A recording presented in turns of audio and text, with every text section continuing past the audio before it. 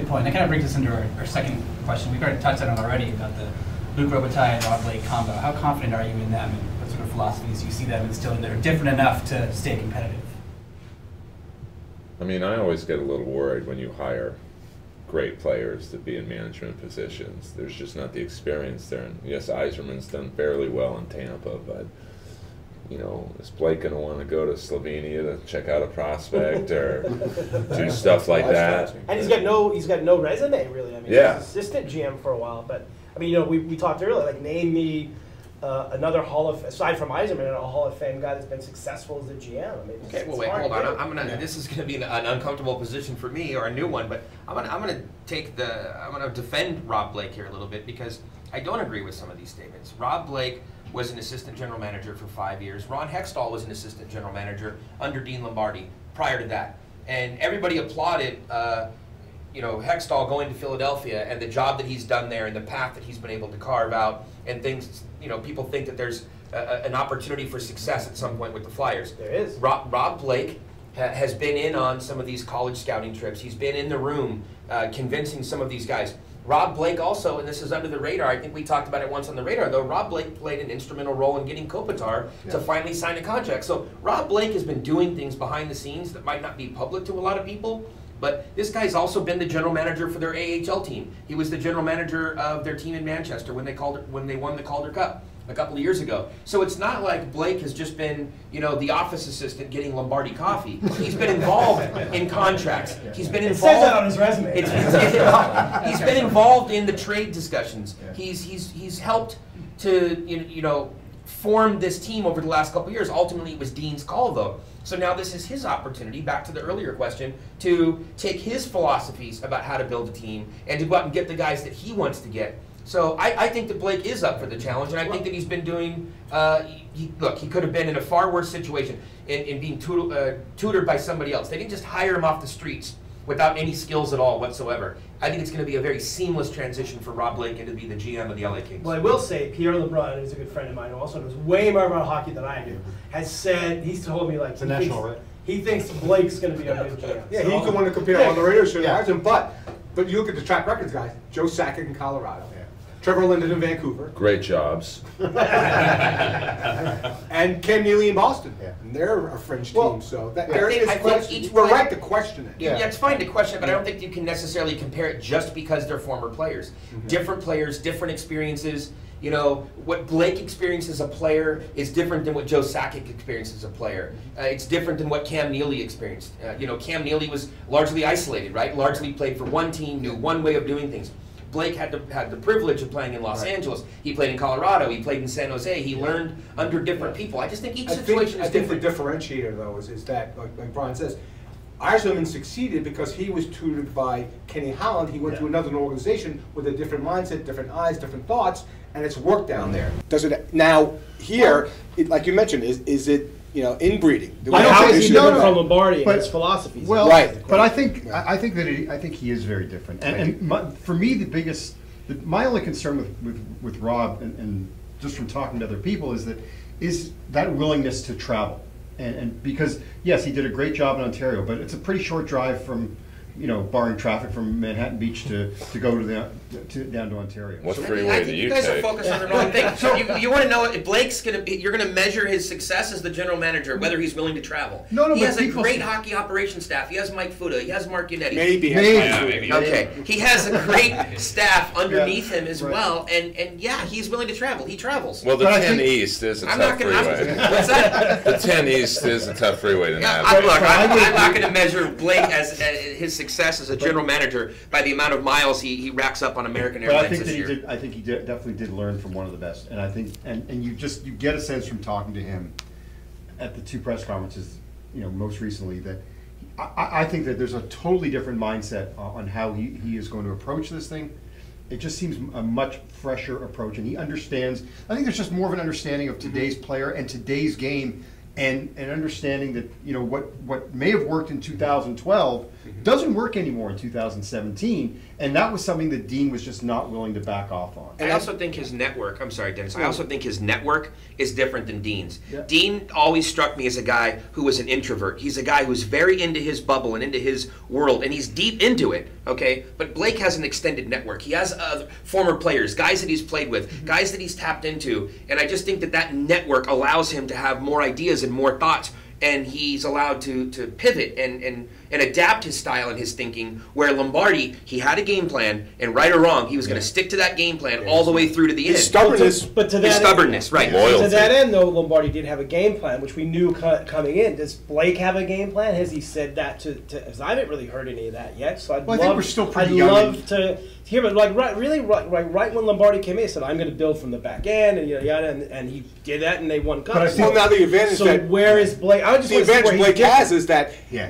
Lombardi is first. Remember, let's go back to free agency 2007. Scott Thornton, Ladislav Nagy. That team stunk. They were Yeah. awful. There's 13,000 people in the building. He's got Kopitar. He's Kyle got Calder, Gavin. bro. Kyle Calder, bro. Exactly, Kyle Calder. He's got a much better organization. It's fully formed due to Dean's. But I think with respect to Luke and to Blake, I think it's going to be a much more player-friendly situation. I just get the sense that, and you look, the pendulum swings. You go from Crawford, who was a bad guy, to Terry Murray, who was a nice guy, to Darryl, who was a bastard sometimes, now to Stevens, right? So the pendulum swings back. But I just think that, and when we talk about free agency, and I think that's what we'll get the first blush, Brian. We'll see it in free agency. We'll see it at the entry draft. Who are they going to draft? What kind of player are they going to identify? But I think, and we always talk about free agents not wanting to come to L.A.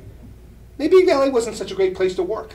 Okay, don't discount something though. Also, don't discount the value that it brings to have two Hall of Fame Absolutely. I players agree. in that It's a room. win. That Okay, alone is a win. that alone is a win. When those guys can sit down with a college kid and convince him to sign here, an unrestricted free agent, when they can sit down with the free agent, when that plays well in that worked room, so well in Arizona when Gretzky was there too. it's a totally different situation. He was a great totally coach. It's a different legacy situation. here, but Brian's right. You got to execute though. Yeah, Right? exactly. You got to execute. They're set up to win. The team, I still believe, the core is still here. Carter's still great. I mean, they got to figure out their line combination and stuff. But I think that they're set up to win. Just I plug think in the blender. There's nothing to figure out. So what does the hierarchy look like between Luke and Rob? I mean, is there going to be a power struggle? Is one person going to be talking to... No, What's Rob that? Blake, make no mistake about it. Rob Blake is the general manager of the Los Angeles Kings. The president of the LA Kings, and that includes on the hockey ops as well as the business side, is Luke Robitaille. And Luke was very clear, actually, I think when we With us? discussed it with Yeah, him the other absolutely. day, We asked him. Luke was very clear that this is Rob Blake's team, and they'll consult and they'll obviously talk. They're good friends. They work well together. But this For is instance, Rob Blake's team. An example, for instance, Luke's very close with Pat Brisson. Yeah. You've got Tara Toffoli coming for an extension. Will that help influence it? Not maybe a little bit, but it will help. It won't be. I don't know. Well, I know, but it won't be adversarial like it was No, with Kopitar. it will was not- very adversarial. right. I mean, John thought that a month we were waiting and waiting and waiting. Numbers came out. It got very adversarial. And I go back to what Brian said about Mike Richards. I just think that the contract situations here with former players, dealing with former players, is an advantage. Will it help? No, if you sign bad deals, if you give, I don't know, if you give Kevin Shattenkirk $7 million next year as a defenseman to play here, that's a bad move. Well, they still can't. have to- Kevin Shattenkirk is not getting $7 million to play in LA. No, but he's not Well, getting they- $3 million to play in LA. They But can't. They it's about can't. the They don't have- execution. they It's don't have the cap about space. how do they build on this team, because there are holes. But there is no question that the relationships, and you talk about the extended network that these guys have, the fact that these are two guys that, were both represented by CAA throughout their career, and CAA having such a big imprint in the National Hockey League with players, it definitely helps. There's no question about it. Are they going to get a discount? No, they're not. But it's a lot easier to make. Look, and you talk about it, again, going back to the Kopitar signing, Blake and Luke stepping in and being a part of that and helping to get that done. There's no question that that'll help. It helped then. It'll help tomorrow, and it'll help in years to come.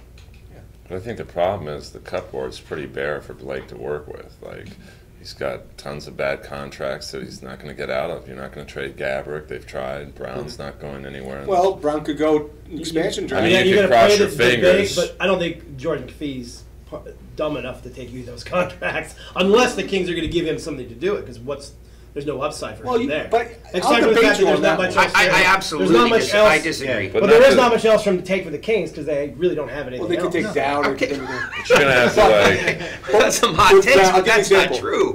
true. With Brown. Trevor Lewis. Right. Trevor Lewis is a good player. I'll give But you you know, that- but Vegas can't take all old guys because it's every team. You go, well, all these They guys can't take in their all young guys mid-30s. either, though. No, they got a mixture of And both. here's And the- maybe That's Trevor right. Lewis fits into that scenario But with them. here's I the don't know. problem. But I don't think there's any way they're going to take Dustin Brown. Here's the Unless rebut. they need cap space. Here's the Unless they need here's the to rebut get on that, right? This is Las Vegas. There's a football team coming in. You can't pick Silverberg and Manson, all nondescript players. You have to market this team off the bat. It's a very course. competitive. So who better to market the team than Dustin Brown? He'll do work in the community. A He's guy won who's 2 got one of cups. the worst contracts in the history. Doesn't of the matter. NBA. It's one I time mean, job. come on. The city of Vegas, the city of tall? Vegas, the fan Contract. base doesn't understand contracts. It's the smart fans that understand contracts and how things are put together. The average everyday, fan But why understands is George success. McPhee going to pay $5 million for a long period of time? That's the answer to your question right who had there. How many points? Because last he's year? getting a two-time Stanley Cup winner and a squeaky clean image and the face of the franchise. Yeah. You're telling me that doesn't play well on the news there's- in Las there's Vegas plenty of when other they guys get out there. show me another two-time Stanley Cup winning former captain, a recent and a guy who's still in the prime of his career and who's going to be the face of that team.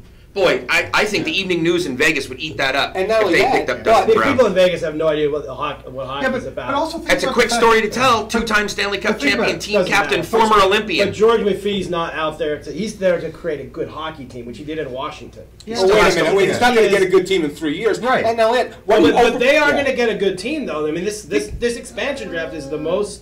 I mean, 25 these guys games. are not playing. They're not able to protect nearly as many as you were in the past. They're going to get a few good players. And let's go back to the contract.